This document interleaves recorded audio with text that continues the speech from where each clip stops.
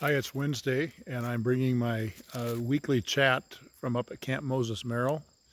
It's a beautiful place. If you've never been here, I encourage you to come and be part of an event sometime, or just stop in and visit. And what I like about this place is the fact that it's a spiritual retreat. It's a camp. It's a place where lives have been changed. It's a place where lives will be changed in the future. And I'm standing right now at what is called Hopevale. And Hopevale has a special meaning for me because I am a lover of history. And if we look at World War II period, there's a time, many stories that came out of that terrible time. The Holocaust, the story of Corrie ten Boom. There's the war, the story of Louis Zamperini that was made into a movie a while back in the theaters, of his faith in Christ and so on. There's so many beautiful stories of hope and of redemption that came out of that terrible time in history.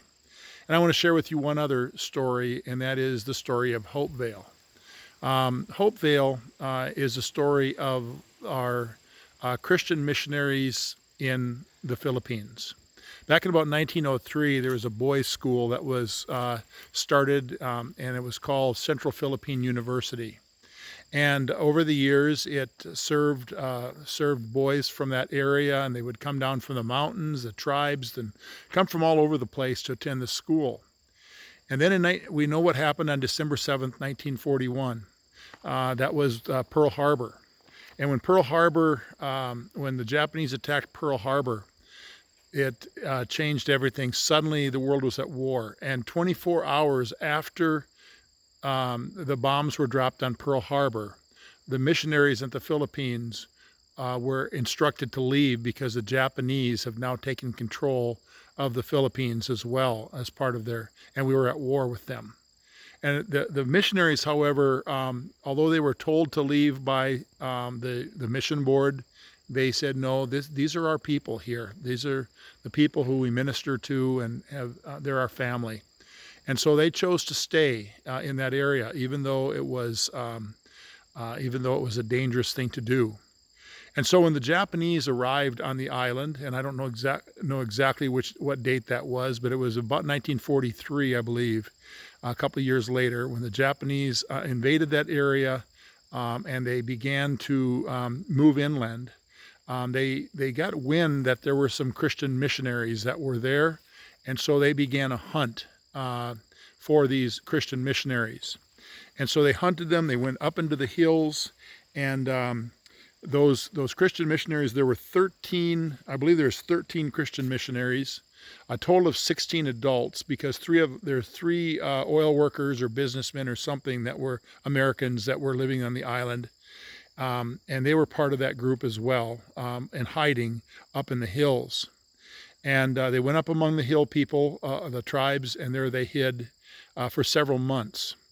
And finally, their location was revealed by a spy or somebody that was being tortured or something like that.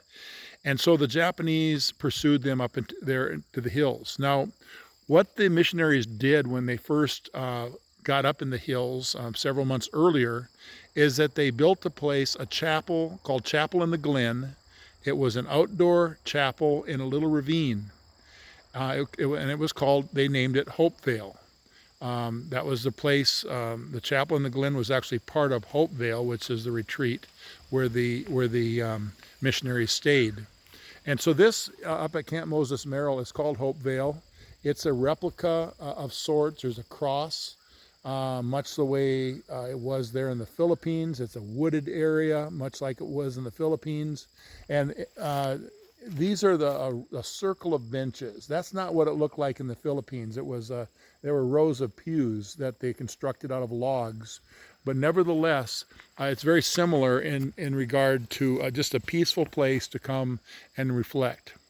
But what happened to those missionaries is the tragic part of this story. And that is, I think it was the 19th of December of 1943. I think that date is correct. I'm not sure.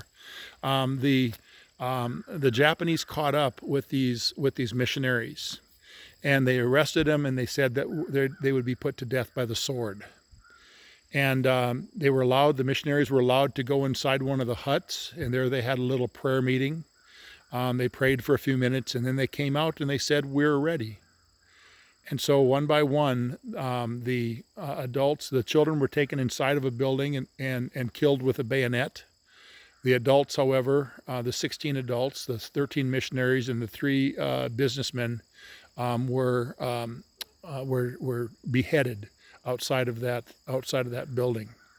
And so it became sort of a sacred place. In fact, not too many years after that, at Green Lake, probably just within a few, like 3 or 4 years after the incident took place, they built a replica, a memorial, if you will, at Green Lake in Wisconsin, which is our national headquarters.